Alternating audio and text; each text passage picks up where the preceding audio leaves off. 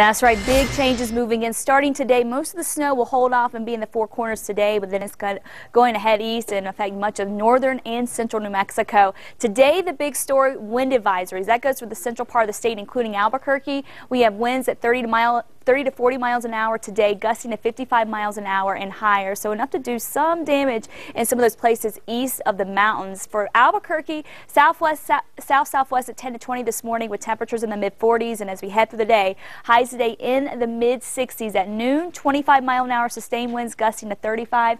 And then when you head home from work, 25 to 35 mile an hour sustained winds gusting to 40 miles an hour. The clouds are going to thicken up. We have a big cool down moving in. And again, we have winter storm watches and winter weather advisories we're tracking for parts of New Mexico. I'll have the details on that coming up. Looking forward to that, Chris. And by the way, it's the 7th day of March, not the 6th. I apologize. Well, it could have been devastating. A fire at the Rio Grande Zoo. That's one of our top stories this morning in your News Blitz. This morning, investigators are still trying to find out what started the fire at the Rio Grande Zoo. A security guard saw it outside the wall separating the zoo from the main parking lot yesterday. It spread fast, but workers and firefighters were able to put it out and keep the animals safe.